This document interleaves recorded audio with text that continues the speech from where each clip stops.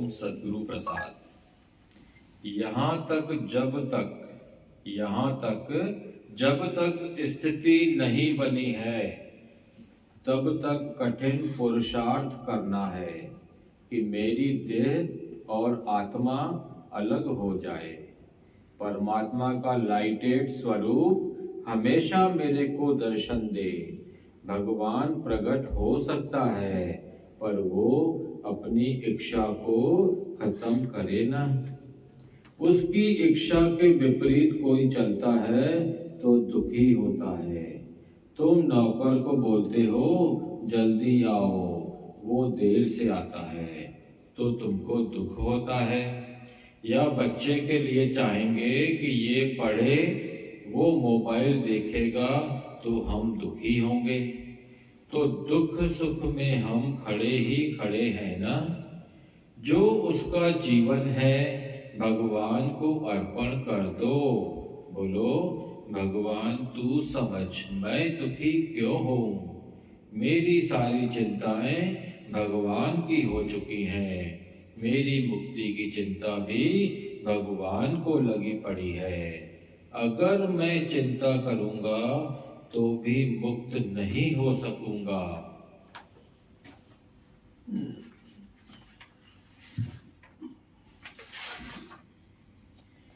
मेरे बस में नहीं है जब उस पर छोड़ देंगे कि भगवान तू जान तेरे को इस जन्म में करना है या दूसरे जन्म में करना है, आज ही फीलिंग करना है या 4 दिन बाद करना है, वो तेरे हाथ में है ना। घंटी बजाओ और वो देख दरवाजा न खोले, घंटी बजाओ और वो दरवाजा न खोले, ऐसा नहीं होता है, वो खोलता ही है। भगवान भी आखिर आ जाता है, हमसे पूछता है कि क्या चाहिए। अपने समा में जाएं, आप में लीन हो जाएं, अपना निज स्वरूप चाहिए। मेरी आत्मा में तुम बैठे हो, जन्मों से रक्षा कर रहे हो, मैं जानता नहीं था। तुमने मुझे जनाया है, तुमने मुझे बनाया है गुरु कि मेरी आत्मा में ही परमात्मा है और कहीं नहीं मिलेगा भगवान, न मंदिर न मस्जिद। जो रियल शक्ति रियल एनर्जी है उसको हृदय में ही महसूस होगी। जितना अपने हृदय में गहरी महसूस होगी उतनी गुरु में भी नहीं होगी। गुरु का शरीर कवर है, गुरु का शरीर कवर है, अंदर गुरु की शक्ति है। अंदर की शक्ति का तुमको दर्शन करना है तो तुम कैसे करोगे। जब भी तुम अंदर जाओगे, आत्मा को जानना, भगवान को जानना माना भगवान होना। भगवान को कोई जानना चाहे तो पहले भगवान बनना पड़ेगा। भगवान के गुण धारण करने पड़ेंगे, वरना तो जान नहीं पाएगा। एक ब्लाइंड यानी अंधा इंसान था। पनीर की सब्जी थी। बोला पनीर कैसा है? तो बोला सफेद सफेद है, हंस पंख की तरह। बोला हंस पंख कैसा होता है?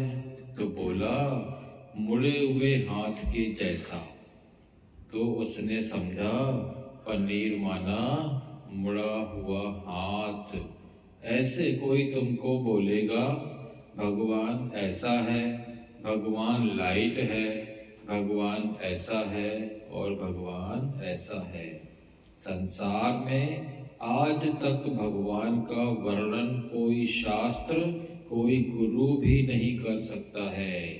वर्णन में भगवान आता नहीं है, भगवान महसूस होता है।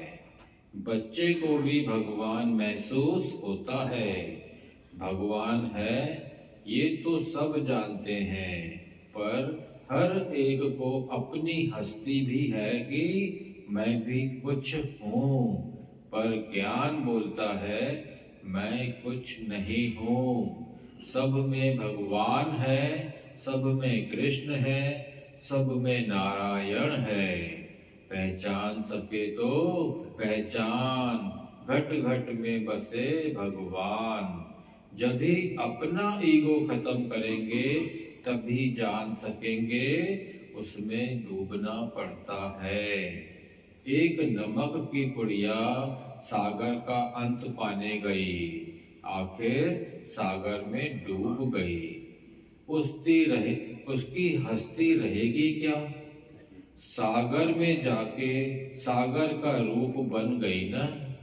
ऐसे ही हम भगवान का अंत पाना चाहते हैं तो हम उसका रूप बन जाते हैं, या पा नहीं सकते उसमें लीन हो जाते हैं। जो हमारे आत्मा का स्वरूप है उसको गुरु जगाता है, देह से अलग कर देता है। मन को ऐसी प्रैक्टिस करा देना चाहिए कि हर बात में फिट हो सके।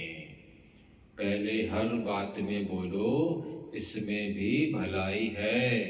पहले हर बात में बोलो इसमें भी भलाई है, इसमें भी भलाई है।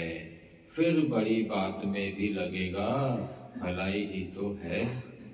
तभी ये हालत मेरे को आई। कुछ सिखाने के लिए आई है, अपनी ओर खींचने के लिए आई है। नहीं तो मनुष्य को सब अच्छा अच्छा मिल जाता है तो ईगो भी बढ़ जाता है।